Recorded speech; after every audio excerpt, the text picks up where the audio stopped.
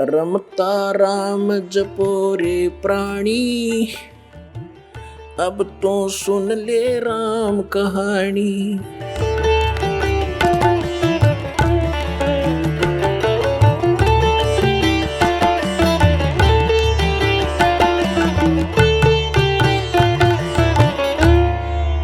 केवल उन महापुरुषों को छोड़कर जिनको परमात्मा स्वयं आकर मिले थे, उनको अपने यथार्थ स्थान सचखंड सतलोक में लेकर गए थे और उस अपने से परिचित करवा के उनको वापस छोड़ा था।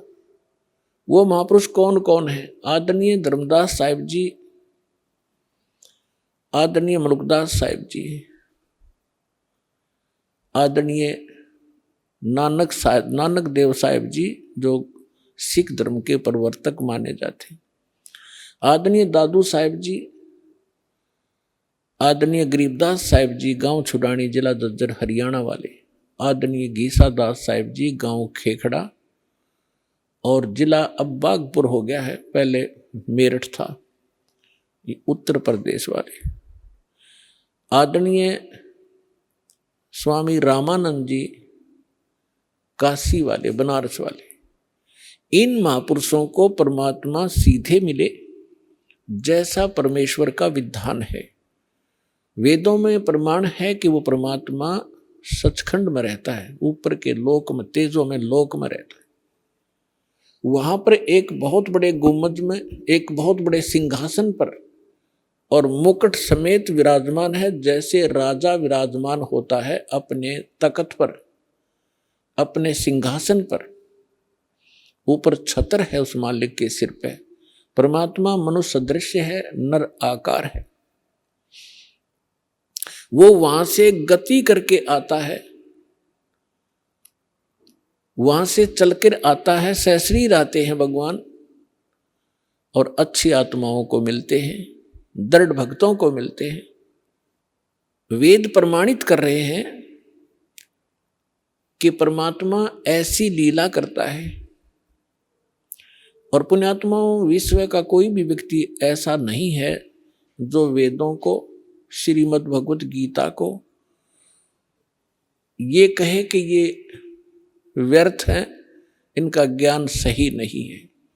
और विशेषकर हमारे हिंदू धर्म के अंदर तो ये सिरोधार्य हैं ही हैं।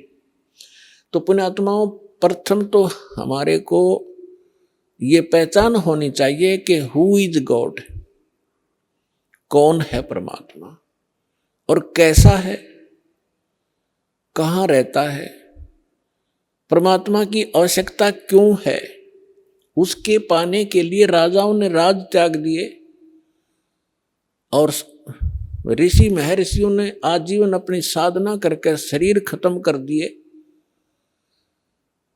तो कैसा है वो भगवान, कैसा है वो स्थान जिसके लिए ऐसी नौबत सहन करनी पड़ी और लगे रहे, आज तक हम लग रहे हैं।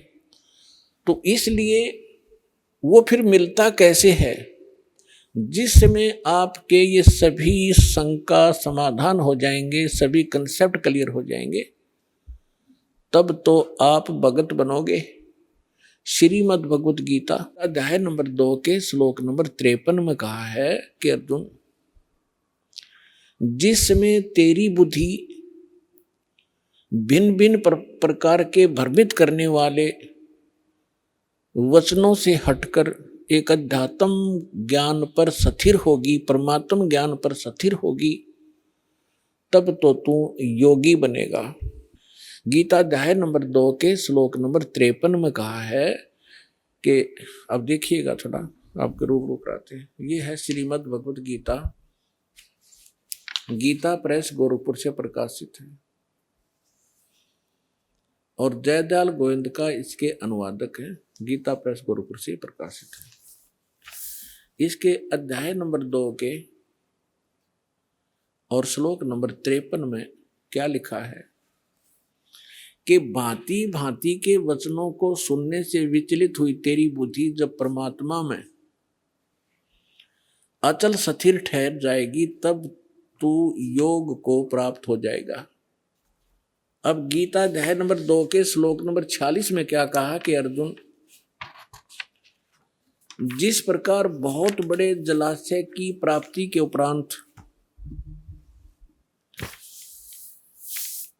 व्यक्ति की आस्था छोटे जलाशय में रह जाती है, यानी बहुत बड़ी झील मिल जाने पर, पहले जिस समय श्रीमद् भगवत गीता का ज्ञान बोला गया था उस समय पूरे विश्व में सभी मानव इन सरोवरों के किनारे ही बसा करते थे, तालाबों के किनारे बसा करते थे, उसी से पीते थे, उसी से नहाते धोते थे, स्वच्छ जल होते थे, वर्षा खूब होती थी, वृक्ष बहुत ज़्यादा होते थे और वृक्षों पर वर्षा होकर के जड़ी बूटियाँ के साथ जल इकट्ठा हो, जड़ी बूटियों पर वर्षा होकर के वो जल बहुत ही अच्छा निर्मल और निरोगा होता था। वो एक तालाब, सरोवर या झील का रूप धारण कर लेता था और सभी उस पर आश्रित व्यक्ति जो भी जहाँ बसा है, यदि कोई छोटे जलाशय पर बसा है तो उसके लिए वो जलाशय उसका जीवन दाता है, उसके आश्रय वो जी रहा है। और उस छोटे सरोवर में, छोटे जलाशय में, छोटे तालाब में 1 वर्ष वर्षा नहीं होती है तो उसका जल सूख जाता है, तो उस पर आश्रित व्यक्ति दुखी हो जाते हैं, उनको त्राही त्राही मच जाती है और वो विनाश को प्राप्त हो जाते हैं। ऐसा उस पर आश्रित व्यक्तियों को भी पता होता है कि यदि वर्षा नहीं हुई 1 वर्ष तो अकाल गिर जाता है और अकाल में सैकड़ों, हजारों, लाखों की संख्या में प्राणी मर जाते थे। अब गीता अध्याय नंबर 2 का श्लोक नंबर 46 क्या कहना चाहता है, क्या बताना चाहते हैं कि उन व्यक्तियों को जो उस छोटे जलाशय पर आश्रित हैं और उनको कहीं आसपास पता लग जाए कि वहां बहुत बड़ी झील है, सरोवर है और जिसमें 10 वर्ष वर्षा ना हो तो भी जल उसका समाप्त नहीं होता, तो वो व्यक्ति तुरंत उस छोटे जलाशय को त्याग और उस सरोवर, उस झील के किनारे जाकर जाना पसंद करेंगे, तुरंत चले जाएंगे।